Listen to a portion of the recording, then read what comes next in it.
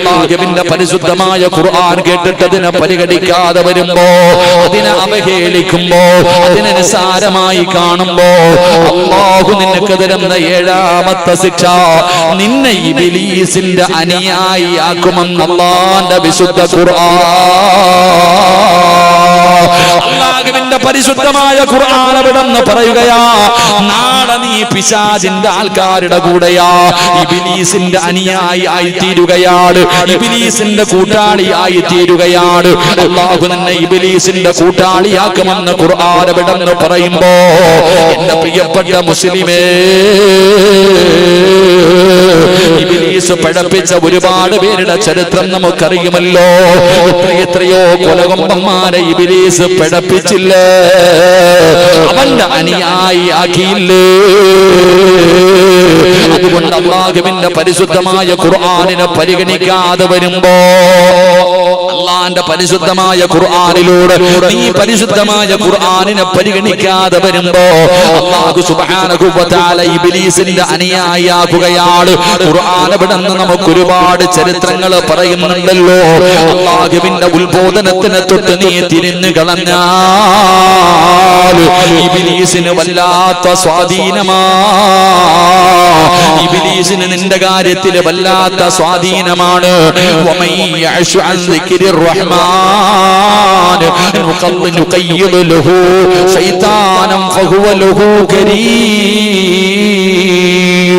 അല്ലാഹുവിന്റെ പരിശുദ്ധമായ ഖുർആനിന്റെ ആയത്തുകൾ കേട്ടിട്ട് നീ അതിനെ വിട്ടുകളഞ്ഞാൽ അല്ലാഹ് ഇബ്ലീസിന്റെ കയ്യിൽ നിന്നെ കൊടുക്കുകയാ, ഇബ്ലീസിന്റെ കയ്യിൽ നിന്നെ ഏൽപ്പിക്കുകയാണ്. ഇബ്ലീസ് കൂടിക്കഴിഞ്ഞാൽ, ശൈത്താൻ നിന്റെ കൂടെ കൂടിക്കഴിഞ്ഞാൽ പിന്നെ രക്ഷപ്പെടില്ലല്ലോ, പിന്നെ സർവ്വതും തകർന്നല്ലോ. അത് നിന്റെ നാശമാണല്ലോ, അത് നിന്റെ നാശമാണല്ലോ. അതുകൊണ്ടാണ് പടച്ചവനെ പലരും ഇങ്ങനെ ആയിപ്പോയത്, പലരുടെയും ജീവിതം ഇങ്ങനെയായത്. പരിശുദ്ധമായ റമദാൻ മാസത്തിൽ പടച്ചവനെ മുസ്ലിമീങ്ങളെ മാത്രമല്ല, രോഗികളും പ്രായമുള്ളവരും എന്തിന് അമുസ്ലിമീങ്ങൾ പോലും നോമ്പ് പിടിക്കുമല്ലോ. ഈ പരിശുദ്ധമായ റമദാൻ കടന്നു വരുമ്പോ അമുസ്ലിമീങ്ങൾ പോലും ഈ മാസത്തെ ആദരിക്കുമല്ലോ, ബഹുമാനിക്കുമല്ലോ. പക്ഷേ പ്രിയപ്പെട്ട മുസ്ലിമേ,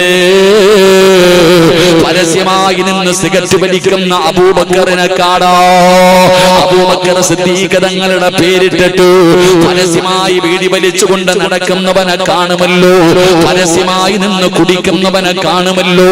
എന്റെ പ്രിയപ്പെട്ടവരെ, എന്തുകൊണ്ടെന്നറിയുമോ? അല്ലാഹു അവനെ ഇബ്ലീസിനെ ഏൽപ്പിച്ചിരിക്കുകയാ, അവൻ ഇബ്ലീസിന്റെ അനുയായിയാ. കാരണം അല്ലാഹുവിന്റെ ഖുർആനിന്റെ ആയത്ത് കേട്ടിട്ട് അവനെ ചിന്തിക്കാത്തവനോ, അതിനെ പരിഗണിക്കാത്തവനോ, അതിനെ നിസ്സാരമായി തള്ളുന്നവനോ. അതുകൊണ്ട് എന്റെ പ്രിയപ്പെട്ടവരോട് പറയുകയാ, ഇത് അല്ലാഹു തരുന്ന 7 ശിക്ഷകളാ, ഇത് നിസ്സാരമായി കാണല്ലേ, ഇത് നിസ്സാരമായി കാണല്ലേ. അതുകൊണ്ട് എന്റെ പ്രിയപ്പെട്ടവരോട് പറയുന്ന പരിശുദ്ധമായ ഖുർആനിനെ നിങ്ങളുടെ ഹൃദയത്തിലേക്ക് ചേർത്ത് വെക്ക. അല്ലാഹുവിന്റെ വിശുദ്ധമായ കലാമിനെ പാരായണം ചെയ്യൂ. ഇല്ലെങ്കിൽ നിങ്ങളുടെ വീടിനകത്തിരുന്ന് പരിശുദ്ധമായ ഖുർആൻ തേങ്ങുമല്ലോ. ആ ഖുർആനിന്റെ കണ്ണുനീര് വീണാൽ പിന്നെ നിങ്ങൾ രക്ഷപ്പെടില്ലല്ലോ, സർവ്വതും തകർന്നു പോകുമല്ലോ. അതുകൊണ്ട് എന്റെ പ്രിയപ്പെട്ടവരോട് പറയുന്നു, പരിശുദ്ധമായ ഖുർആന് പാരായണം ചെയ്യുന്ന വീടുകളാകൂ.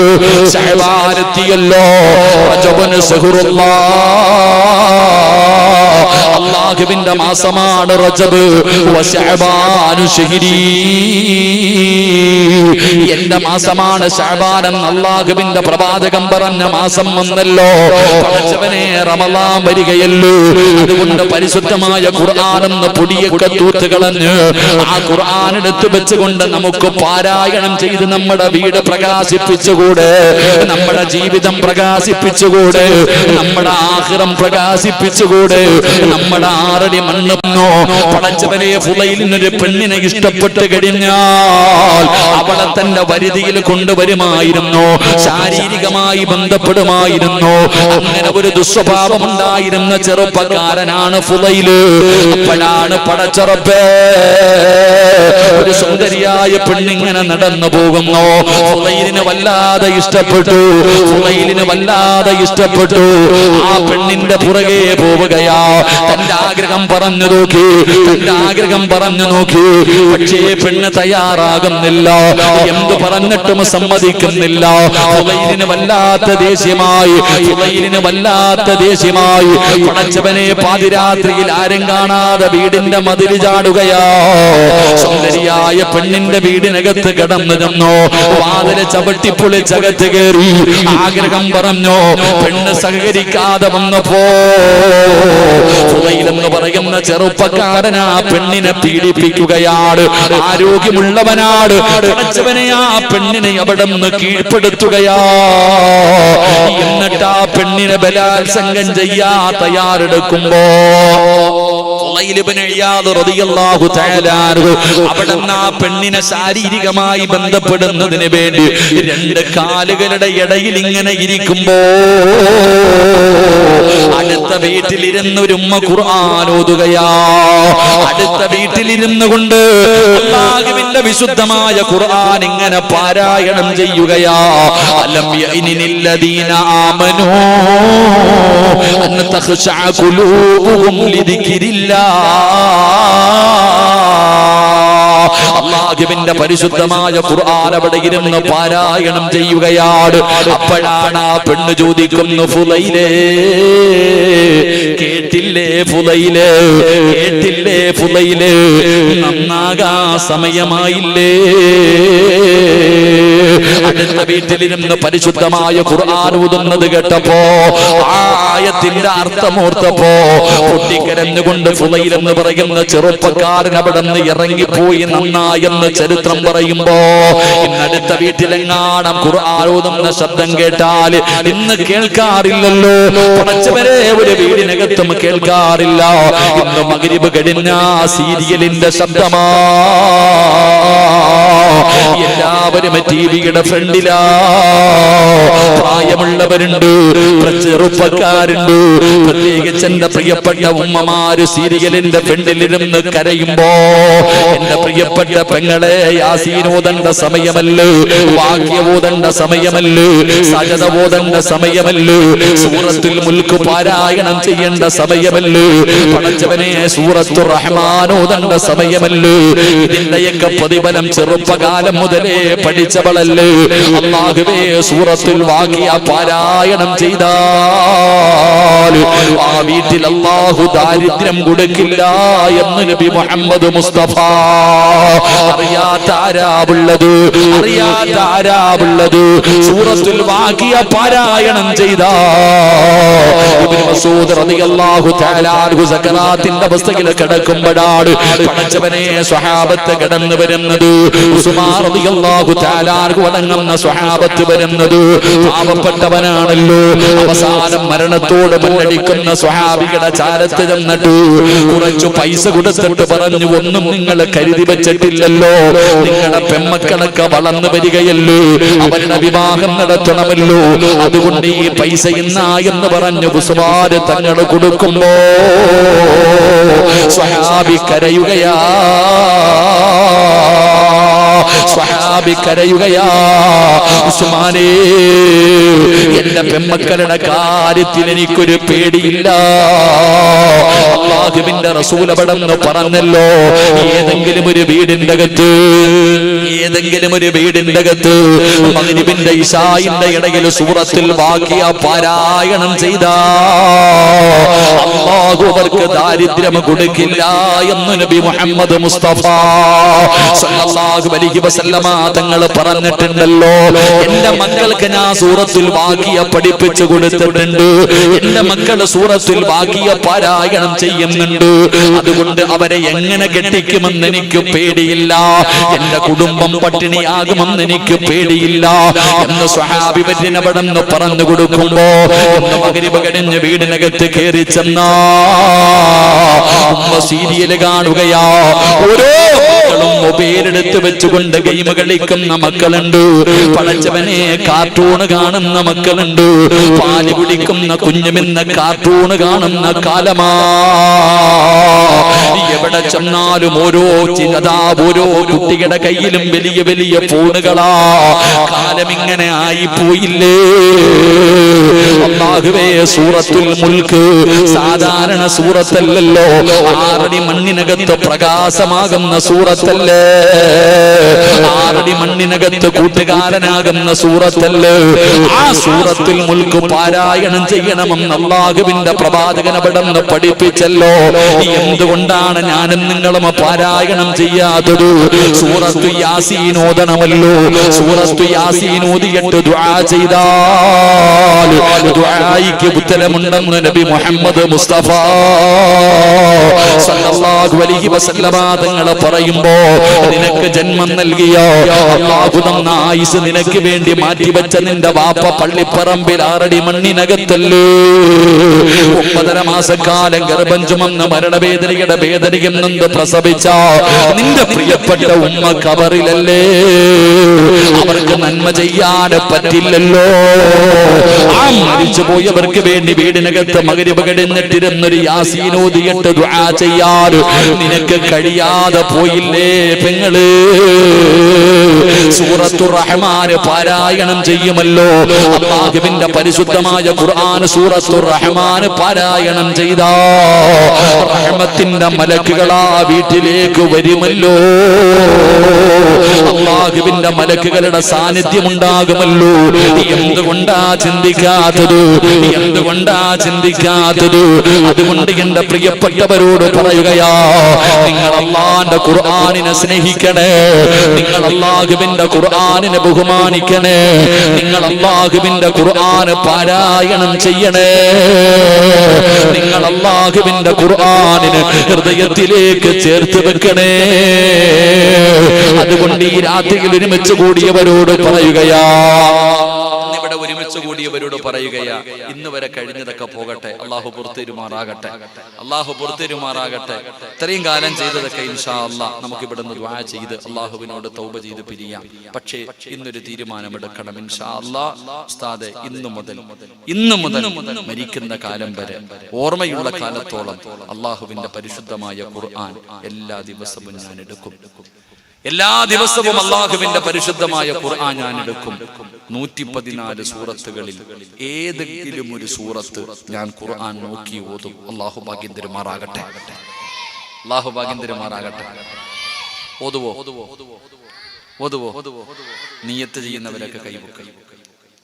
114 സൂറത്തിൽ ഏതെങ്കിലും ഒരു സൂറത്ത്, സൂറത്തുൽ ബഖറ വേണോ, സൂറത്തുൽ കൗസർ വേണോ, ഏത് വേണമെങ്കിലും ഓതാം. 114 സൂറത്തുകളിൽ ഏതെങ്കിലും ഒരു സൂറത്ത് ഖുർആൻ നോക്കി ഓതണം. കാണാതെ ആരും ഓതണ്ട. കാണാതെ ഓതുന്നതിനും കണ്ട് ഓതുന്നതിനും തമ്മിൽ വ്യത്യാസമുണ്ട്. ഒരാൾ ഖുർആൻ കാണാതെയാണ് ഓതുന്നതെങ്കിൽ ഓതിയ പ്രതിഫലം. പക്ഷെ ഒരാൾ ഖുർആൻ കണ്ടാണ് ഓതിയതെങ്കിൽ കണ്ടോതിയ പ്രതിഫലവും ഓതിയ പ്രതിഫലവും കിട്ടും. അല്ലാഹു ഈമാൻ നൽകുമാറാകട്ടെ.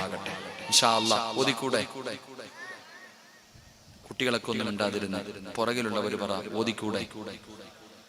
ഉറക്കെ പറ. അല്ലാഹുവേ, ആരെല്ലാം ഈ മജ്ലിസിൽ ഇരുന്നു കൊണ്ട് ഉറക്ക ഇൻഷാ അല്ലാഹ് പറയുന്നു, അവർക്ക് മരിക്കുന്ന സമയം ഈ ഇൻഷാ അല്ലാഹ് പറയുന്ന ശബ്ദത്തിൽ ഷഹാദത്ത് കലിമ ഉറക്ക വിളിച്ചു പറഞ്ഞു മരിക്കാൻ നീ ഭാഗ്യം കൊടുക്കണേ അല്ലാഹ്. ഇനിയൊരു ഇൻഷാ അല്ലാഹ് പറഞ്ഞേ. പോരാ. ഏതെങ്കിലും ഒരു രാഷ്ട്രീയക്കാരന് വേണ്ടി ഇതിനെക്കാളും തൊണ്ട പൊട്ടും. റോഡിൽ കൂടെ കടന്നിട്ട് ഇന്ന് വരെ കണ്ടിട്ടില്ലാത്ത ഒരുത്തന് വേണ്ടി കടന്നിട്ട് കൂവും. ഒരു കാര്യമില്ല ഞങ്ങളെ. ഓൻ നീ ആരാന്ന് ഓന് പോലും അറിയത്തില്ല. നീ ആരാണെന്ന് പോലും അവൻ അറിയത്തില്ല. അവന് വേണ്ടിയാ നീ കടന്ന് ജയ് വിളിക്കുന്നത്. കോയി ഫായിദാനിയെ ഒരു പ്രയോജനമില്ല. ഇപ്പൊ ഒരു ഇൻഷാ അല്ലാഹ് പറ, മരിക്കുമ്പോഴെങ്കിലും ഷഹാദത്ത് കലിമ പറഞ്ഞു മരിക്കാം. അല്ലാഹു ഭാഗ്യം തരുമാറാകട്ടെ. ഇൻഷാ അല്ലാഹ് ഓതിക്കൂടെ? പറ്റത്തില്ല, ഉറക്കെ പറയണം. നീ തൊണ്ട പൊട്ടി മരിച്ചാൽ ഞാൻ ദുആ ചെയ്തോളാം, ഷഹീദിന്റെ കൂലി. ഈ ഇൻഷാ അല്ലാ പറഞ്ഞിട്ട് നീ മരിച്ചാൽ ഞങ്ങളെല്ലാം കൂടി ഇവിടെ ഒരു ഹത്ത ഓതിക്കോളാം ഇൻഷാ അല്ലാ. അതല്ല അത്രയും വലിയ പുണ്യല്ലേ? ഇത്രയും ഉസ്താദന്മാരില്ലേ? തൊണ്ട പൊട്ടിക്കിട്ട് മരിച്ച അല്ലാഹുവേ ഇൻഷാ അല്ലാ പറഞ്ഞു ഒരുത്തം മരിച്ചുപോയി, നീ സ്വർഗം കൊടുക്കണം, നീ ഞാൻ ദുആ ചെയ്തോളാം ഇൻഷാ അല്ലാ. ഇനി ഒരു ഇൻഷാ അല്ലാ പറ. അല്ലാഹു ഭാഗ്യം തരുമാറാകട്ടെ. ഇനി പറയാൻ നിനക്ക് മനസ്സ് വന്നില്ലെങ്കിൽ, ഞാൻ ഇത്രയും നേരം കടന്ന് ഏകദേശം മണിക്കൂറുകൾ ഞാൻ നിന്റെ മുന്നിൽ ഖുർആനിന്റെ മഹത്വം പറഞ്ഞിട്ടും നിനക്ക് നന്നാകാൻ തോന്നുന്നില്ലെങ്കിൽ, ഒരു ഇൻഷാ അല്ലാ പറയാൻ പോലും നിന്റെ മനസ്സ് കഴിയുന്നില്ലെങ്കിൽ, നിനക്ക് ഞാനൊരു പ്രതിഫലം പറഞ്ഞു തരാം. നീ അത്ര അല്ലെ മതവിളവെന്ന മതകളകിയ ആന വന്നാലും നെഞ്ചു വിരിച്ച് നിൽക്കണമെന്ന് പറയത്തില്ലേ? അല്ലേ? അങ്ങനെ ചിലരുണ്ട്, മതകളകുന്ന ആര് വന്നാലും ഞാൻ അനങ്ങൂല. നിനക്ക് ഞാനൊരു പ്രതിഫലം പറഞ്ഞു തരാം. നീ എങ്ങനെ ചാകുന്നതെന്ന് ഞാൻ പറഞ്ഞു തരാം. അല്ലാഹ് പറഞ്ഞതാ, ഞാൻ പറഞ്ഞതല്ല. ഖുർആനിലെ ഏതെങ്കിലും ഒരു സൂറത്തെങ്കിലും നീ പാരായണം ചെയ്യുമെന്ന് പറയുമ്പോൾ ഒരു ഇൻഷാ അല്ലാ പറയാൻ പോലും പറ്റാത്ത നീ, നിനക്ക് അല്ലാഹ് തരുന്ന നിന്റെ മരണം ഞാൻ പറഞ്ഞു തരാം. അല്ലാഹു കാക്കുമാറാകട്ടെ. ആ ഓതാൻ തീരുമാനിച്ചവരൊക്കെ ഒന്ന് കൈവക്ക്. രണ്ടാമത് ചാൻസ് ഇല്ല, അതുകൊണ്ടാ. അൽഹംദുലില്ലാ, എല്ലാരും കൈവക്കി. എന്നാലും പൊക്കാത്തവരുണ്ട്, എന്നാലും പൊക്കാത്തവരുണ്ട്. ഓൻ ഇനി പൊക്കാൻ ആര് വരുമോ? അല്ലാഹു അലം. ശൈത്താനെക്കാളും വലിയ ശൈത്താന്മാരുള്ള കാലവാ. അല്ലാഹു കാക്കുമാറാകട്ടെ. ശൈത്താനിനെക്കാളും വലിയ ഒരു ശൈത്താനുണ്ട്. ആരാന്നറിയോ? ഇബ്ലീസിനെക്കാളും വലിയ ഒരു ശൈത്താനുണ്ട്. ആരാ? പറയടോ. ചിലര് ജംറയിൽ പോയിട്ട് കല്ലെറിയും. ഇബ്ലീസിനെ ഇങ്ങനെ കല്ലെറിയുമ്പോ ഇബ്ലീസ് ചോദിക്കും, അളിയാ നീ എന്നെ എറിയുന്നോട്? നമ്മള് തമ്മിൽ ഇത് വേണോ അളിയാ? അതാ ചിലര് അത് അത്രയ്ക്കും ബന്ധം. ഈ നരകത്തില് നാളെ പരലോകത്തെ നരകത്തിന്റെ മുന്നിൽ ഇബ്ലീസ് ഇങ്ങനെ ഇരിക്കുന്ന, നരകത്തിന്റെ മുന്നിൽ ഇബ്ലീസ് ഇങ്ങനെ ഇരിക്കും. അപ്പൊ ഇബ്ലീസിന്റെ കൂട്ടുകാര് വരുമ്പോ, വാളിയ കയറിക്കോ, ഞാൻ വരാം, നീ കയറിക്കോ, ഇങ്ങനെ വിളിച്ചു വിളിച്ച് കയറ്റി ഓരോരുത്തർ. എല്ലാവരും ഇങ്ങനെ നരകത്തിലേക്ക് കയറ്റിവിടും. അപ്പൊ അവൻ ഇങ്ങനെ ഒരു സ്ഥലത്ത് ഇരിക്കുന്നാ പറയണം. ഇങ്ങനെ ഇരിക്കുമ്പോ ഫിർഔൻ ഇങ്ങനെ നടന്നു വരും. ആര്? ഫിർഔന്റെ പേര് കേൾക്കുമ്പോ എന്ത് പറയാനാ പഠിച്ചിട്ടുള്ളത്? റളിയല്ലാഹു അൻഹു. പിന്നെ മിണ്ടായിരിക്കണേ. ഫിർഔൻ ഇങ്ങനെ നടന്നു വരിക. ഫിർഔൻ ഇങ്ങനെ നടന്നു വരുമ്പോ ഇബ്ലീസ് എഴുന്നേറ്റ് നിൽക്കും. അത്ര ഇബ്ലീസ് ഇങ്ങനെ എഴുന്നേറ്റ് നിൽക്കും. അപ്പൊ ഫിർഔൻ ചോദിക്കും, എന്തുവാടാ എന്നെ കണ്ടപ്പോ എഴുന്നേറ്റ്? നീ എന്നെ കളിയാക്കണോടാ? എന്നെ പിഴപ്പിച്ചത് നീയല്ലേടാ? നീ അല്ലേടാ എന്നെ നശിപ്പിച്ച? നീ എന്നിട്ട് ഇപ്പൊ എന്നെ കളിയാക്കുന്നു. അപ്പൊ ഫിർഔനോട് പറയൂ, അത്രേ, നിന്നെ നശിപ്പിച്ചതും പിഴപ്പിച്ചതൊക്കെ ഞാനായി. നരകത്തിൽ കിടക്കുന്ന ആൾക്കാരെ മുഴുവനും പിഴപ്പിച്ചത് ഞാൻ തന്നെയാണ്. പക്ഷെ അളിയ, നീ സാധാരണ ആളല്ല, നീ സാധാരണ ആളല്ല, എന്നെ കണ്ടാ എഴുന്നേക്കണം. അപ്പൊ ഫിർഔൻ ചോദിക്കാതെ എന്തേന്ന്? അപ്പൊ ശൈത്താൻ പറയൂ, അത്രേ, ഈ ലോകത്ത് ഈ നരകത്തിൽ കിടക്കണവരെ മുഴുവനും പിഴപ്പിച്ചത് ഞാനാ. പക്ഷെ ഞാൻ ഇന്ന് വരെ ആരോട് ഞാൻ അള്ളയാണെന്ന് പറഞ്ഞിട്ടില്ല. ഇബ്ലീസ് പറഞ്ഞിട്ടുണ്ടോ? പറഞ്ഞിട്ടുണ്ടോ? ഇബ്ലീസ് ഇന്ന് വരെ ഒരാളോടും പറഞ്ഞിട്ടില്ല ഞാനാ അള്ളാന്ന്. അവൻ പറഞ്ഞിട്ടില്ല. കാരണം അവൻ അള്ളാഹെ നല്ലപോലെ അറിയാം. അവൻ അള്ളാനെ നല്ലതുപോലെ അറിയാം. അള്ളാഹുടെ ശിക്ഷ അവൻ അറിയാം. അതുകൊണ്ടല്ലേ ബദർ യുദ്ധത്തിൽ പങ്കെടുത്തപ്പോ ജിബ്രീൽ അലൈഹിസ്സലാമും മലക്കുകൾ ഇറങ്ങി വരുമ്പോ ജീവനും കൊണ്ടോടിയെ. കൈ പിടിച്ചിരുന്ന ആള് വിടാതെ വന്നപ്പോ നെഞ്ചത്തടിച്ച് തെളിയിട്ടിട്ടാ ഓടിയെ. തലയിൽ തുണിയിട്ട് പതുങ്ങിയിരുന്നു. കാരണം ഓൻ അറിയാം മലക്കുകൾ ആരാ, അള്ളാഹ് ആരാ. പക്ഷെ ഇന്ന് വരെ ഇബ്ലീസ് ആരോടും പറഞ്ഞിട്ടില്ല ഞാനാ അള്ളാന്ന്, ആരോടും പറഞ്ഞിട്ടില്ല. പക്ഷെ ആര് പറഞ്ഞു? അന റബ്ബുക്കുമുൽ അഅല, ഞാനാ റബ്ബെന്ന് ആര് പറഞ്ഞിട്ടുണ്ട്? ഈ ഫിർഔൻ പറഞ്ഞിട്ടുണ്ട്. അപ്പൊ ഇതിലെ ഏറ്റവും വലിയ ശൈത്താൻ ആരാ? അവന്റെ അനുയായികൾ എപ്പോഴും ഉണ്ട്. അല്ലാഹു കാക്കുമാറാകട്ടെ. ഓനാ കൈവക്കാത്ത, ഓനാണ് ഞാൻ പറഞ്ഞത്. എടാ, പള്ളിയിലേക്ക് പോയി ജമാഅത്തായി നിസ്കരിക്കുന്നവന് 27 ഇരട്ടി പ്രതിഫലമുണ്ട്. അറിയാത്ത ആരാവള്ളേ? ദൂരെ കിടക്കുന്ന വാപ്പ വരെ നടന്നു വരും. പള്ളിയുടെ മുറ്റത്ത് കിടക്കുന്നവൻ കട്ടം പിടിയും മരിച്ചോണ്ട് ഇങ്ങനെ ഇരിക്കും. നബി സല്ലല്ലാഹു അലൈഹി വസല്ലമ തങ്ങളുടെ വീട്ടിൽ നിന്ന് കഅബാലയത്തിലേക്ക് വരുന്ന വഴിയില അബൂജഹലിന്റെ വീട്. കഅബയുമായിട്ട് ഏറ്റവും അടുത്ത് കിടക്കുന്നത് അബൂജഹല. പക്ഷെ അബൂജഹൽ പള്ളി കയറൂല. ആര് പോകുമായിരുന്നു? നബി സല്ലല്ലാഹു അലൈഹി വസല്ലമ തങ്ങൾ പോകുമായിരുന്നു. അല്ലാഹു നമുക്ക് ഈമാൻ നൽകുമാറാകട്ടെ. അപ്പൊ ഞാൻ പറഞ്ഞു വന്നത്, ആ ഒരു ഇൻഷാ അല്ലാഹ് പറയാൻ മനസ്സില്ലാത്തവൻ അവൻ ചാകുന്നത് എങ്ങനെയാണെന്ന് ഖുർആൻ പറയുന്നുണ്ട്. അവൻ എങ്ങനാ ചാകുന്നത്, അവന്റെ മരണമൊഴി എന്താണെന്ന് വരെ ഖുർആൻ പറയുന്നു. അല്ലാഹു കാക്കുമാറാകട്ടെ. കേൾക്കണോ? കേൾക്കണോ? വേണ്ടടോ, നെഞ്ചു പൊട്ടി ചിലപ്പോ ഇപ്പൊ തന്നെ മരിച്ചു പോകും. ആ ആയത്ത് കേട്ടാൽ ആ ചാകുമ്പോ അവൻ എന്താ പറയണെന്ന്, മരണമൊഴിക്ക് വിലയുണ്ടെന്ന് ലോകത്ത് ആദ്യം പറഞ്ഞത് ഖുർആനാണ്. എന്ന് പറയത്തില്ലേ മരണമൊഴിക്ക് വലിയ വിലയില്ലേ? എങ്കിലും മരണമൊഴിക്ക് ഏറ്റവും കൂടുതൽ വിലയുണ്ടെന്ന് ആദ്യം പറഞ്ഞത് ഖുർആനാണ്.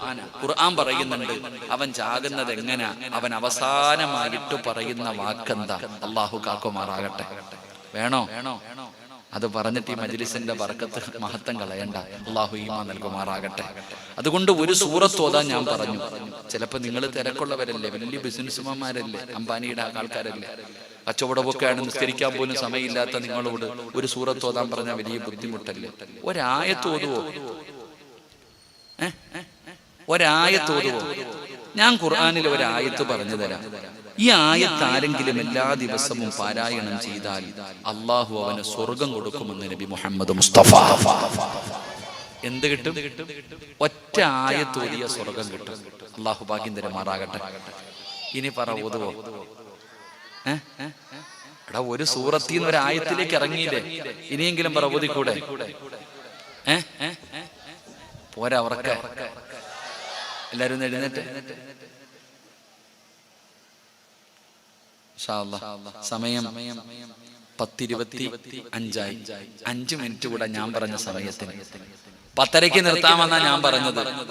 വാക്കു പറഞ്ഞിട്ട് ഇതാ ഹദ്ദസ കദിബ, വാക്കു പറഞ്ഞ പാലിക്കണമെന്ന്. ആദം നബി അള്ളാഹു സ്വർഗത്തിൽ നിന്ന് പുറത്താക്കിയത് നിസ്കരിക്കാത്തതിന്റെ പേരിലല്ല. എന്തിനാ പുറത്താക്കിയ? യാ ആദം ഉസ്കുൻ അൻത വസൗജുകൽ ജന്ന വകുലാ മിൻഹാ റഗദൻ ഹൈസു ശിഅ്തുമാ വലാ തഖറബാ ഹാദിഹി ഷജറ ഫതകൂനാ മിനൽ ളാലിമീൻ. വാക്കു പാലിക്കാത്തതിന്റെ പേരില ഞാൻ 10:30 നിർത്താമെന്ന് പറഞ്ഞു. ഇപ്പൊ 10:25. 5 മിനിറ്റ് കൊണ്ട് ഞാൻ തലകുത്തി കിടന്നാലും തീരൂല. അതുകൊണ്ട് ഈ ഒരു നന്മ കൂടെ, ഈ ഖുർആനിന്റെ ആയത്ത് കൂടെ പറഞ്ഞ് അത് ഓതുന്നവർക്ക് അല്ലാഹു തരുന്ന പ്രതിഫലം കൂടെ പറയണമെന്ന് ആഗ്രഹമുണ്ട്. നിങ്ങൾ ഇരിക്കുവാണെങ്കിൽ സമ്മതം തന്നാൽ ഞാൻ പറയുമില്ലെങ്കിൽ ദുആ ചെയ്യും. എന്തു വേണം? പറയണമെന്ന് ആഗ്രഹമുള്ളവർക്കൊന്ന് കൈവക്കിക്കേ. എന്റെ പ്രിയമുള്ള സഹോദരങ്ങൾ, അള്ളാഹുവിന്റെ പരിശുദ്ധമായ ഖുർആനിലെ ഈ ആയത്ത് നിങ്ങൾ പാരായണം ചെയ്യും. ഈ ആയത്ത് നിങ്ങൾ ആരെങ്കിലും പാരായണം ചെയ്താൽ അള്ളാഹു അവർക്ക് കൊടുക്കുന്ന പ്രതിഫലം അവരുടെയും സ്വർഗത്തിന്റെയും ഇടയിൽ ഒരേ ഒരു മറ മാത്രമേ ഉള്ളൂ. ഒരേ ഒരു മരം, ഒറ്റ ഒരു മറയേ ഉള്ളൂ സ്വർഗത്തിന്റെയും നിങ്ങളുടെയും ഇടയിൽ. മരിച്ചാലേ സ്വർഗത്തിൽ പോകാൻ പറ്റൂ. ജീവിച്ചിരുന്നാ പോകാൻ പറ്റുമോ? വെടി കൊണ്ടതുപോലെ ഇരിക്കാതെ പറ, പറ്റുമോ? സ്വർഗത്തിൽ പോകണമെങ്കിൽ എന്ത് ചെയ്യണം? മരിക്കണം. അപ്പൊ നിങ്ങളുടെയും സ്വർഗത്തിന്റെയും ഇടയിൽ ഏകയുള്ള മറ അത് മരണമാണ്. മരിക്കുക, പോകുക. അള്ളാഹു ഭാഗ്യം തരുമാറാകട്ടെ. ഏതായത്താ പാരായണം ചെയ്യുക? എന്റെ പ്രിയപ്പെട്ടവരെ, അല്ലാഹുവിന്റെ പരിശുദ്ധമായ ഖുർആൻ പാരായണം ചെയ്താൽ വല്ലാത്ത പ്രതിഫലമാണ് പെങ്ങളെ. സീരിയൽ കണ്ടിട്ട് കരയുന്ന ഉമ്മ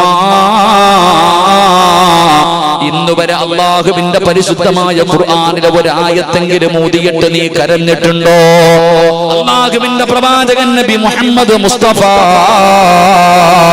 സല്ലല്ലാഹു അലൈഹി വസല്ലമ തങ്ങൾ പറഞ്ഞല്ലോ, പരിശുദ്ധമായ ഖുർആനിലെ ഒരു സൂറത്ത് ഓതുന്ന സമയത്ത് നിങ്ങൾ കരയണേ. അല്ലാഹുവിന്റെ വിശുദ്ധമായ ഖുർആനിലെ ഒരു സൂറത്ത് ഓതുമ്പോൾ നിങ്ങൾ കരയണേ. കരഞ്ഞാ നിങ്ങൾക്ക് സ്വർഗ്ഗമുണ്ടെന്ന് നബി മുഹമ്മദ് മുസ്തഫ. അല്ലാഹുവിന്റെ പ്രവാചകൻ സല്ലല്ലാഹു അലൈഹി വസല്ലമ തങ്ങൾ അവിടെ പറയുകയാ, അതുകൊണ്ട് ഓതാൻ തീരുമാനിച്ചവര് ഓസിനാരും ഓതണ്ട, വെറുതെ ആരും ഓതണ്ട. അല്ലാഹു തരുന്ന പ്രതിഫലം കേട്ടിട്ട് നീ പാരായണം ചെയ്യൂ. പരിശുദ്ധമായ ഖുർആൻ ഓതിയാൽ അല്ലാഹു തരുന്ന പ്രതിഫലം എന്തെന്നറിയോ?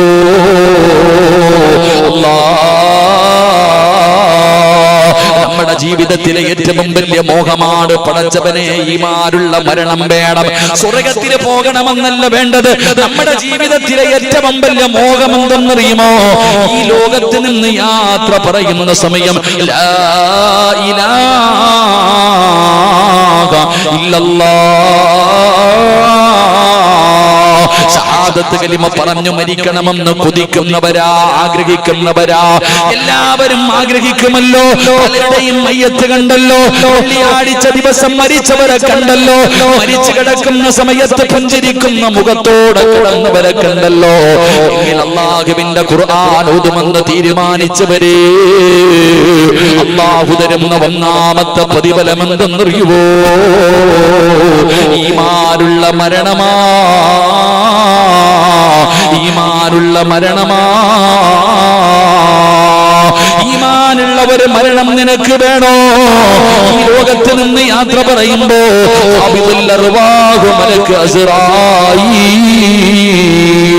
അസ്റായീൽ എന്ന് പറയുന്ന മലക്ക് നിന്റെ ചാരത്ത് കടന്നു വന്ന് കാലിന്റെ തള്ളവരുടെ മുതൽ റൂഹ് പിടിച്ചു തൊണ്ടക്കുടിയുടെ ഭാഗത്തേക്ക് റൂഹ് കൊണ്ടുവരുമ്പോ അവസാനമായി തൊണ്ടക്കുടിയിൽ നിന്ന് റൂഹ് വലിച്ചെടുക്കുന്ന സമയത്ത് പടച്ചറപ്പ് തന്ന നാവ് കൊണ്ട് ജീവിതത്തിൽ ഒരുപാട് പ്രാവശ്യം പറഞ്ഞു പഠിച്ചു വെച്ചിരിക്കുന്ന ലാ ഇലാഹ ഇല്ലല്ലാഹ് മുഹമ്മദുർ റസൂലുള്ളാഹ്. ഈ ഷഹാദത്ത് കലിമ പറഞ്ഞുകൊണ്ട് മരിക്കാം നിനക്ക് മോഹമുണ്ടോ? അല്ലാഹു തരുന്ന ഒന്നാമത്തെ പ്രതിഫലമാണ് വാപ്പാ. എന്റെ പ്രിയപ്പെട്ട ഉമ്മമാരേ, അല്ലാഹുവിന്റെ പരിശുദ്ധമായ ഖുർആൻ വിടുന്ന പാരായണം ചെയ്താൽ അല്ലാഹു തരുന്ന ഒന്നാമത്തെ പ്രതിഫലം. അല്ലാതെ പലരും പറയും ഉസ്താദേ എന്റെ വാപ്പ മരിച്ചത് വെള്ളിയാഴ്ച രാവില, എന്റെ ഉമ്മ മരിച്ചത് 27-ാം രാവില, എന്റെ ഉമ്മ ഷഹാദത്ത് കലിമ പറയുന്നത് ഞാൻ കേട്ടു ഉസ്താദ്, എന്റെ ഉപ്പ തഹജ്ജുദ് നിസ്കരിച്ചിട്ടാ മരണപ്പെട്ടത്. പറഞ്ഞുകൊണ്ട് നടക്കുന്ന മക്കളോട് ഞാൻ പറയുകയാ, നിനക്കൊന്നും കിട്ടില്ലടാ ചെറുപ്പക്കാരാ. നിന്റെ വാപ്പ വെള്ളിയാഴ്ച മരിച്ചാ നിനക്കൊരു ചുക്കുമില്ല, നിനക്കള്ള ഒരു പ്രതിഫലവും തരൂല. പെങ്ങളെ, നിനക്കൊരു പ്രതിഫലവും കിട്ടൂല. ആ ഉമ്മ വെള്ളിയാഴ്ചയാണ് മരിച്ചതെങ്കിൽ ആ ഉമ്മയുടെ വയറ്റിൽ കിടന്ന നീയും അങ്ങനെ മരിക്കടി പെണ്ണ്. അപ്പോഴാ നീ ആ ഉമ്മയുടെ മകളാകുന്നത്. വാപ്പ വെള്ളിയാഴ്ച ദിവസമാണ് മരിച്ചതെങ്കിൽ നീ റമളാനിലെ വെള്ളിയാഴ്ച മരിച്ചു കാണിക്കൂ. അപ്പോഴാണ് നീ ആ ഉപ്പയുടെ മകനാകുന്നത്. അതുകൊണ്ട് ഞാൻ പറയുന്നു, കൈമുക്കിയവര്, ഈ രാത്രിയിൽ ഇവിടെ ഇരുന്ന് കൊണ്ട് ഖുർആൻ ഓതുമെന്ന് തീരുമാനിച്ചവര്, അല്ലാഹു തരുന്ന ഒന്നാമത്തെ പ്രതിഫലം എന്തെന്നറിയുമോ? നല്ല മരണമാ, ഈമാനുള്ള മരണമാ. രണ്ടാമത്തെ പ്രതിഫലം കേൾക്കണോ? രണ്ടാമത്തെ പ്രതിഫലം കേൾക്കണോ? പടച്ചവനെ, ചിലരൊക്കെ മരിച്ചു കിടന്നപ്പോ അവരുടെ മുഖത്തിട്ടിരുന്ന വെള്ളത്തുണി ഉയർത്തുമ്പോ അവരുടെ മുഖത്ത് വല്ലാത്ത പ്രകാശമാ. അല്ലാഹുവേ, എന്തൊരു പ്രകാശമെന്നറിയോ, എന്തൊരു പ്രകാശമെന്നറിയോ. പടച്ചവനെ, ചിലരുടെയൊക്കെ മുഖം കാണുമ്പോ സമസ്തയുടെ പണ്ഡിതന്മാരായിരുന്ന പടച്ചവനെ, അതാ ഈ അടുത്ത് മരണപ്പെട്ടു പോയ അത്തിപ്പറ്റ ഉസ്താദിന്റെ മുഖം കണ്ടവരല്ലേ? പടച്ചവനെ, ചെറുശ്ശേരി ഉസ്താദിന്റെ മുഖം കണ്ടവരല്ലേ? കോയക്കുട്ടി ഉസ്താദിന്റെ മുഖം കണ്ടവരുണ്ടല്ലോ. പടച്ചവനെ, എന്തിനാ പണ്ഡിതന്മാര് മരിച്ചു കിടക്കുന്ന സമയത്ത് അവര് നമ്മളെ കൊതിപ്പിച്ചില്ലേ? മരിച്ചാൽ ഇതുപോലെ മരിക്കണം മക്കള്, മരിച്ചാൽ ഇതുപോലെ മരിക്കണം മക്കള് എന്ന് പറഞ്ഞുകൊണ്ട് മയ്യത്ത് കാണാമെന്നവരവരുടെ മുഖത്ത് നോക്കിയിട്ട് ഇവര് ഉറങ്ങുകയാ, ഇവരുറങ്ങുകയാ എന്ന് പറഞ്ഞുകൊണ്ട് മുഖത്തേക്ക് പിന്നെയും പിന്നെയും നോക്കിയിരുന്ന രീതിയിൽ നമ്മുടെ നേതാക്കന്മാരായ പണ്ഡിതന്മാർ ഈ ലോകത്തു നിന്ന് കൊതിപ്പിക്കുന്ന രീതിയിൽ യാത്ര പറഞ്ഞത് കണ്ടവരല്ലേ, കണ്ടവരല്ലേ? അതുകൊണ്ട് അതുപോലെ ഒരു മരണം നിനക്ക് വേണോ? എന്റെ പ്രിയപ്പെട്ട SKSSF-ന്റെ പ്രവർത്തകരോട്, മക്കളെ പരിശ്രമിക്കടാ. ഇതൊന്നും വെറുതെയാകില്ല, ഇതൊന്നും വെറുതെയാകില്ല. നിനക്ക് അല്ലാഹു തരുന്ന പ്രതിഫലം വല്ലാത്ത വലുതാ. അതുകൊണ്ട് എന്റെ പ്രിയപ്പെട്ടവരോട് പറയുന്നു, പലരും മരിച്ചു കിടന്നപ്പോ അവരുടെ മുഖത്ത് വല്ലാത്ത പ്രകാശമാ, അവരുടെ ചുണ്ടിൽ വല്ലാത്ത പുഞ്ചിരിയായിരുന്നു. പടച്ചവനെ, ജീവിച്ചിരുന്ന കാലത്ത് ഭാര്യ ഭർത്താവിന്റെ കൂടെ നടക്കാറില്ല. എപ്പോഴും പറയും, നിങ്ങളുടെ നിറം കറുപ്പാണ്, നിങ്ങൾക്ക് ഗ്ലാമറില്ല, നിങ്ങൾക്ക് ഗ്ലാമറില്ല. എന്ന് പറഞ്ഞു ജീവിതത്തിൽ ഭർത്താവിനെ കൂടെ കൊണ്ട് നടക്കാത്ത ഭാര്യ, ഭാര്യയെ കൂടെ കൊണ്ട് നടക്കാത്ത ഭർത്താവ്, എന്തിലും നിന്റെ പെങ്ങള്, എങ്കിലും നിന്റെ പ്രിയപ്പെട്ട ഭർത്താവ് മരിച്ചു കിടന്നപ്പോ അവസാനം കുളിപ്പിച്ചു പുരുക്കി കഫം തുണിയിൽ പൊതിഞ്ഞിങ്ങനെ കിടത്തിയപ്പോ അവസാനമായിട്ട് നിന്നെ ഇങ്ങനെ താങ്ങി പിടിച്ചിട്ട് നിന്റെ ഭർത്താവിന്റെ മുഖമൊന്ന് അവസാനമായി കാണിച്ചു തരുമ്പോ ഇന്നുവരെ സൗന്ദര്യമില്ലെന്ന് പറഞ്ഞു മാറ്റി നിർത്തിയിരുന്ന നിന്റെ ഭർത്താവിന്റെ മുഖത്ത് വല്ലാത്ത ഒരു പ്രകാശമായിരുന്നില്ലേ പെണ്ണേ? എന്നിക്കാട കവളിങ്ങനെ മഞ്ഞ നിറമായിരുന്നു. എന്തൊരു വെളിച്ചമാ, എന്തൊരു വെളിച്ചമാ! എന്റെ ഭർത്താവിന്റെ മുഖം എനിക്കിപ്പോഴും ഓർമ്മയുണ്ടെന്ന് പറയുന്ന ഭാര്യമാര്, അല്ലാഹുവേ, മോനെ മരിച്ചു കിടക്കുമ്പോ ചിരിക്കുന്ന ഒരു മരണം വേണം. എടാ, നിന്നെ കുറ്റം പറയുന്നവർ ജീവിച്ചിരിക്കുമ്പോ നിന്നെ കുറ്റം പറയും, നിന്നെ കളിയാക്കും, നിന്നെ പരിഹസിക്കും, നിന്നെ നാണം കെടുത്തും, നിന്നെ ചീത്ത പിടിക്കും, നിന്നെ തല്ലാൻ വരും. പക്ഷേ നീ മരിച്ചെന്നറിയുമ്പോ ഇവൻ വരുവടാ. ഈ സഹോദരങ്ങളോട് പറയുകയാ, എല്ലാവരോടും ഞാൻ പറയുകയാ, നിങ്ങളെ കളിയാക്കും, പരിഹസിക്കും, നാണം കെടുത്തും, എല്ലാം പറയും. നിന്നെ ഒരുപാട് വേദനിപ്പിച്ചവനായിരിക്കും. പക്ഷേ ഇവിടത്തെ പള്ളിയിൽ നിന്ന് നീ മരിച്ചെന്ന് വിളിച്ചു പറയുമ്പോ നാട്ടുകാര് മൊത്തവും കാണാൻ വരുമല്ലോ, നാട്ടുകാര് മുഴുവനും വരുമല്ലോ. നീ പോകാതിരുന്ന നാണക്കേടല്ലേ? അതുകൊണ്ട് ഇന്ന് വരെ നിന്നെ കുറ്റം പറഞ്ഞവൻ നിന്റെ മയ്യത്ത് കാണാൻ നിന്റെ വീടിനകത്ത് കേറി വരും. വരി വരിയായി നിന്നിട്ട് അവസാനം നിന്റെ മുന്നിൽ വന്നിട്ട് മുഖത്തിട്ടിരിക്കുന്ന വെള്ള തുണി ഉയർത്തുമ്പോ നിന്റെ മുഖത്ത് കാണുന്ന ചിരി കണ്ടിട്ട് അവന് പോലും കൊതി തോന്നും. ഇന്ന് വരെ നിന്നെ കുറ്റം പറഞ്ഞ നാവ് കൊണ്ട്, ഇന്ന് വരെ നിന്നെ പരിഹസിച്ച നാവ് കൊണ്ട് അവൻ ഇറങ്ങിപ്പോകുമ്പോ പറയണം, മരിച്ചാൽ ഇങ്ങനെ മരിക്കണം, മരിച്ചാൽ ഇങ്ങനെ മരിക്കണം.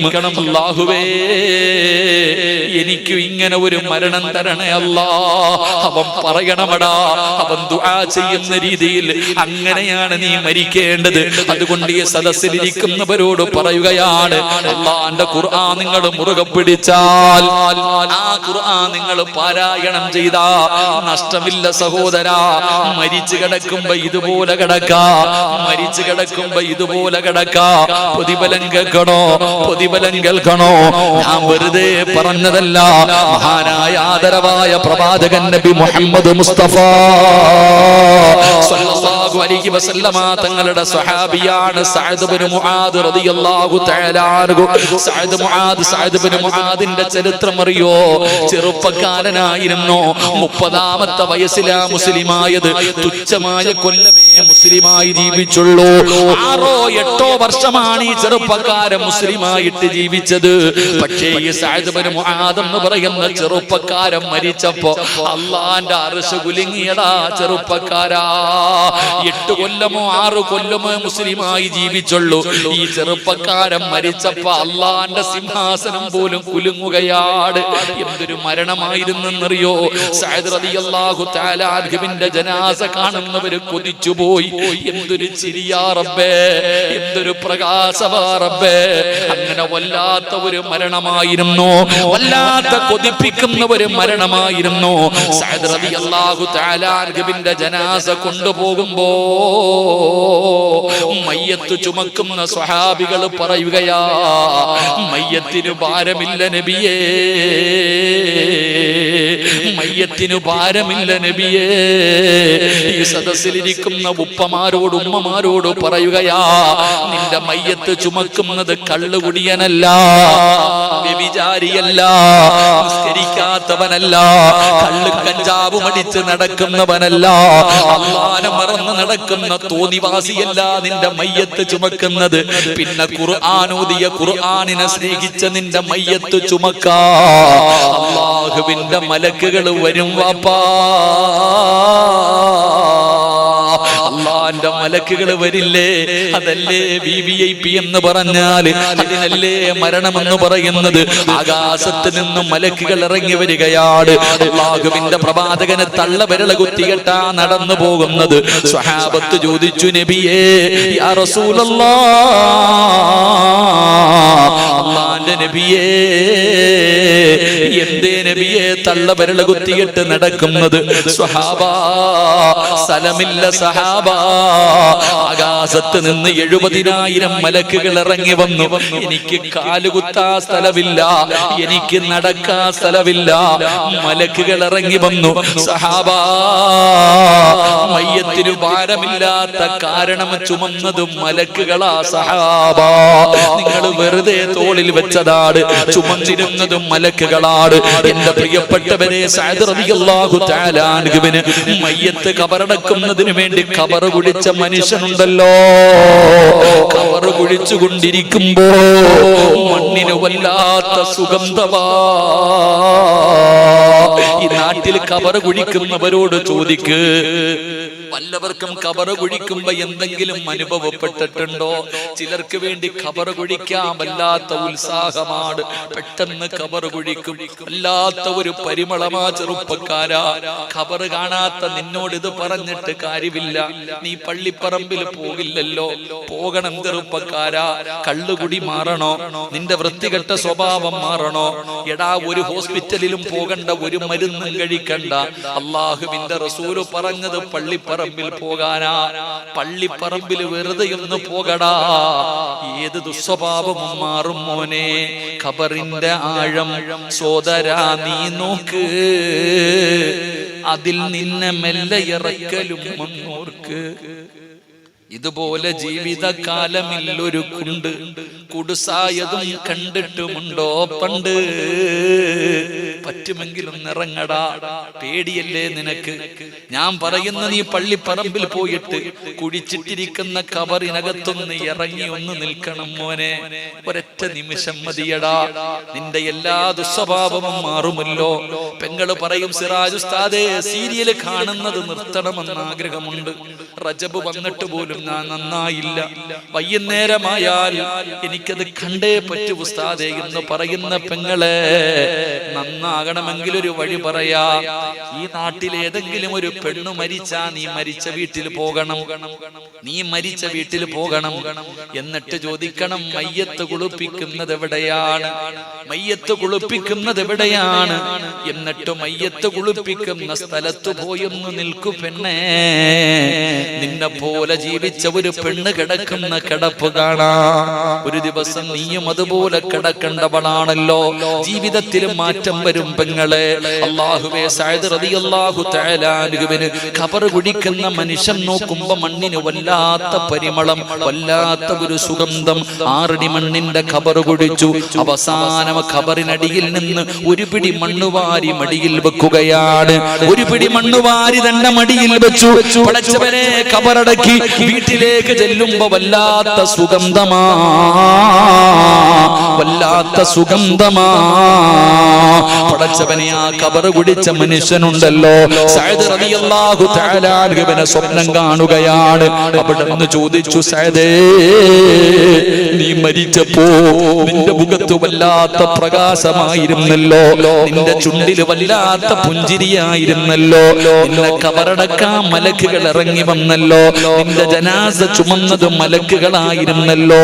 നിന്റെ ഖബറിലെ മണ്ണിന് പോലും സുഗന്ധമായിരുന്നല്ലോ. സഅദേ, എന്ത് നന്മയാ നീ ചെയ്തത്?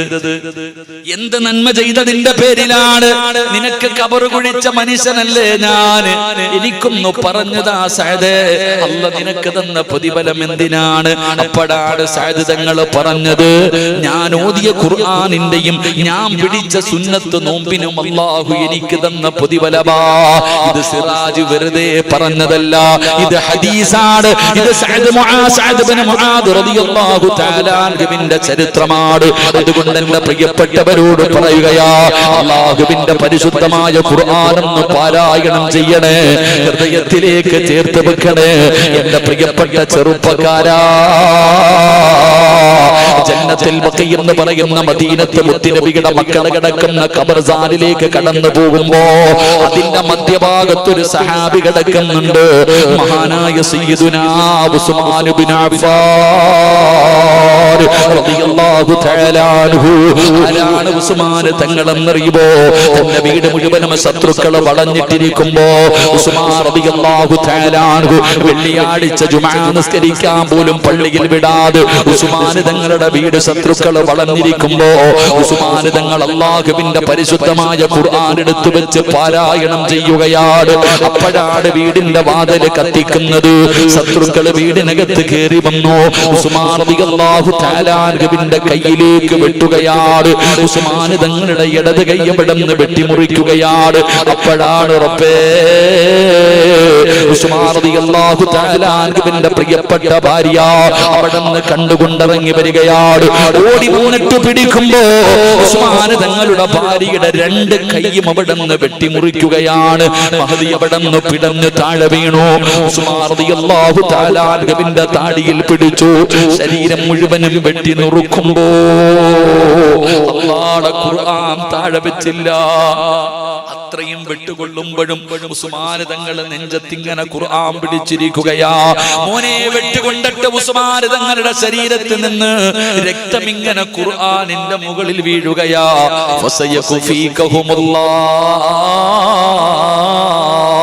ഉസ്മാൻ തങ്ങൾ ഇങ്ങനെ നോക്കുകയാണ്. എന്റെ രക്തം വീണത് എവിടെയാ അല്ലാഹ്? എന്റെ രക്തം വീണത് എവിടെയാ അല്ലാഹ്? മോനെ ഇഞ്ചിഞ്ചായി വെട്ടി നുറുക്കുമ്പോഴും മരണത്തോട് മല്ലടിക്കുമ്പോഴും ഉസ്മാൻ തങ്ങൾ തന്റെ കയ്യിലിരുന്ന ഖുർആൻ നെഞ്ചിലേക്ക് ചേർത്തു പിടിച്ചടാ. ആ സ്വർഗവാ സിറാജ് ചോദിക്കുന്നത്, ആ സ്വർഗമാ നിങ്ങളും ചോദിക്കുന്നത്, എന്ത് യോഗ്യതയാ, എന്തർഹതയാ? ആ സ്വർഗത്തിന്റെ പരിമളം 500 കൊല്ലത്തെ വഴിദൂരം വരെ അടിച്ചു വീശുമെന്നാണ്. ആ 500 വർഷത്തെ വഴിദൂരം വരെ അടിച്ചു വീശുന്ന സ്വർഗത്തിന്റെ വാസനയൊന്ന് ശ്വസിക്കാൻ അതിനുപോലും എനിക്ക് നിനക്കൊന്നും യോഗ്യതയില്ല. അതുകൊണ്ട് ഞാൻ നിർത്തുകയാണ്. പടച്ചവനെ,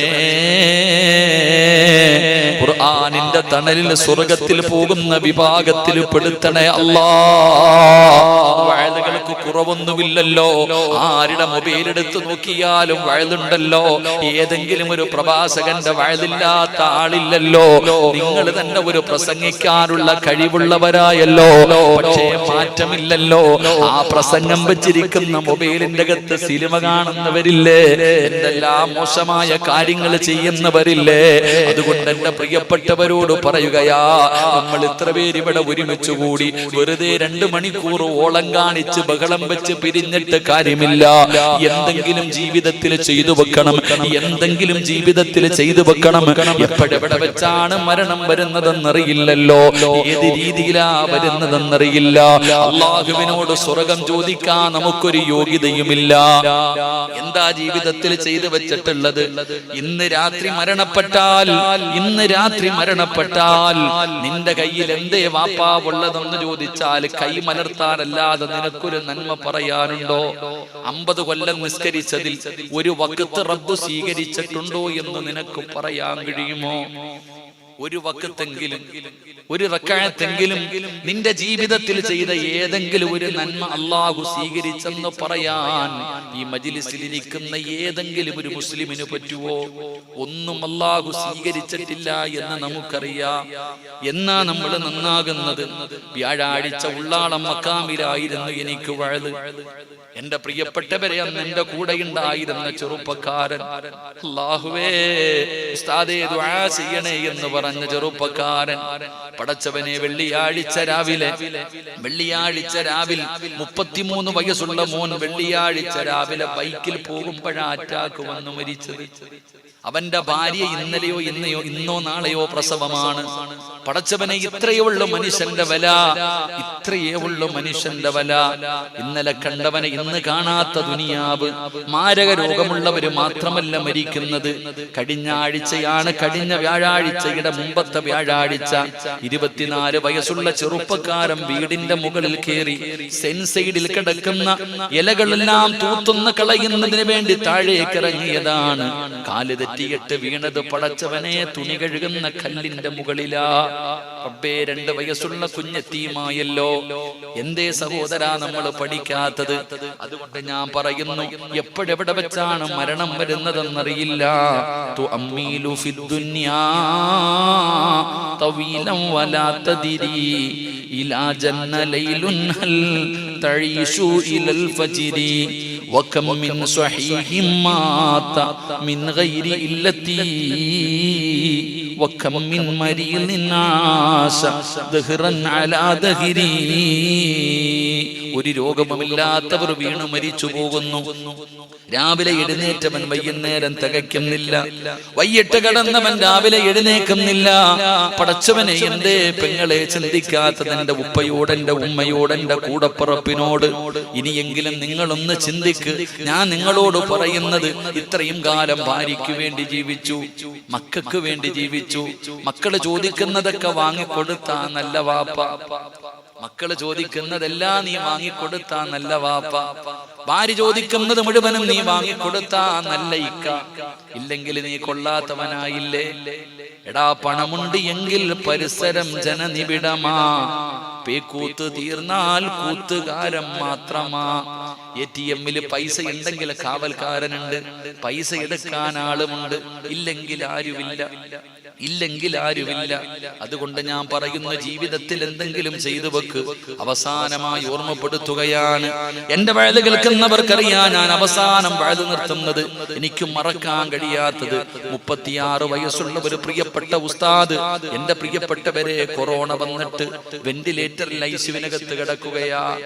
36 വയസ്സുള്ള ഉസ്താദ് മരണത്തിന്റെ വേളയിൽ കിടക്കുകയാ. ഡോക്ടർമാര് പറഞ്ഞു, അറിയിക്കാനുള്ളവരൊക്കെ അറിയിക്കാൻ. ഉസ്താദ് ഇത് കേട്ടുകൊണ്ട് കിടക്കുന്നു. 36 വയസ്സ്, 2 മക്കള്. അപ്പൊ ഉസ്താദ് കരയാൻ തുടങ്ങി, വല്ലാതെ കരയാൻ തുടങ്ങി. അമുസ്ലിമായ ഡോക്ടർക്ക് സങ്കടമായി, നഴ്സുമാർക്ക് സങ്കടമായി. സമയത്ത് ഡോക്ടർ അടുത്ത് വന്ന് നിന്നിട്ട് പറഞ്ഞു, ഞങ്ങളെ കൊണ്ട് ചെയ്യാൻ പറ്റുന്നതെല്ലാം ഞങ്ങൾ ചെയ്തു. ഇനി ദൈവത്തിന്റെ കയ്യിലാണ്. നിങ്ങൾ കരയല്ലേ, നിങ്ങൾക്ക് വിഷമം വരുന്ന കരയല്ലേ. ഉസ്താദ് പറഞ്ഞു, ഞാൻ മരിക്കാൻ പേടിച്ചിട്ട് കരയൊന്നുമല്ല. എന്റെ ഉമ്മാടെ ഗർഭാശയത്തിൽ കിടക്കുമ്പോഴേ അള്ളാഹു എന്റെ മരണം നിശ്ചയിച്ചിട്ടുണ്ട്. ഇനി ഞാൻ എന്തിനാ കരയണേ? അപ്പൊ ഡോക്ടർ ചോദിച്ചു, മക്കളെ കാണണോ? ഭാര്യയും മക്കളെയും അവസാനമായിട്ട് കാണണോ, സംസാരിക്കണോ, വീഡിയോ കോൾ വിളിച്ചു തരാം? വേണ്ട. പിന്നെന്തിനാ നിങ്ങൾ കരയണേ? ആ 36 വയസ്സുള്ള മനുഷ്യൻ പറഞ്ഞെന്തെന്നറിയോ? അള്ളാഹുടെ മുന്നിലേക്ക് പോവുകയല്ലേ, എന്റെ കയ്യിലൊന്നുമില്ല. അള്ളാഹുടെ മുന്നിലേക്ക് ഞാൻ പോവല്ലേ, രക്ഷപ്പെടാൻ ഞാൻ ഒന്നും ചെയ്തു വെച്ചിട്ടില്ല. നിങ്ങൾ എന്താ ചെയ്തു വെച്ചിരിക്കുന്നത്? ഞാൻ എന്റെ മനസാക്ഷിയോട് ചോദിക്കുന്നു, ഇന്ന് രാത്രി ഞാൻ മരിച്ച എന്റെ കയ്യിൽ എന്ത്? ചിലപ്പോ ഈ വഴുത് പറഞ്ഞതെങ്കിലും കാണും. നിങ്ങൾ എന്തു പറയും? എന്ത് ചെയ്തു വെച്ചിട്ടായിരിക്കണേ? അസ്രായിൽ വരില്ലേ? ആരാ നിന്നെ കൂടെ രക്ഷപ്പെടുത്താവുള്ള? എവനാ നിന്നെ രക്ഷപ്പെടുത്താൻ കാണാ? എടോ, ഒന്ന് യാത്ര പറയാൻ സമയം കിട്ടൂ. കൂടെ കിടക്കുന്നവള് പോലും അറിയണില്ല മരിക്കണത്. സ്വന്തം ഭാര്യയോടടി, നിന്നെ ഞാൻ ഒരുപാട് വേദനിപ്പിച്ചു, പൊരുത്തം തരണേ എന്ന് പറഞ്ഞു. ഒന്ന് യാത്ര പറയാൻ, അല്ലാഹുവേ ഒരുപാട് പാപം ചെയ്തിട്ടുണ്ട് റബ്ബേ, എനിക്കൊന്ന് പുറത്തു താ എന്ന് പറയാൻ ഒരസ്തഗ്ഫിറുല്ലാഹ് പറയാൻ സമയം. ഒരസ്തഗ്ഫിറുല്ലാഹ് പറയാനെങ്കിലും നമുക്ക് സമയം കിട്ടൂ? ഇല്ലടോ. കല്ലാ ഇദാ ബലഗത്തി തറാഖി വകീല മൻ റാഖ വലന്ന അന്നഹുൽ ഫിറാഖ വൽതഫത്തി സാഖു ബിസാഖ ഇലാ റബ്ബിക യൗമഇദിനിൽ മസാഖ. ഒരൊറ്റ മിനിറ്റ് പോലും നമുക്കൊന്നും കിട്ടൂല. അതുകൊണ്ട് ഞാൻ പറയുന്നു, അഹങ്കാരവും അധികാരവും ഒക്കെ മറന്ന് നല്ലവനായി ജീവിക്കുക. പ്രായം കുറയായില്ലേ? മരണത്തിന്റെ അടയാളം വലിയ മുടി നരയ്ക്കാനില്ല, നരച്ചില്ല ഉപ്പ.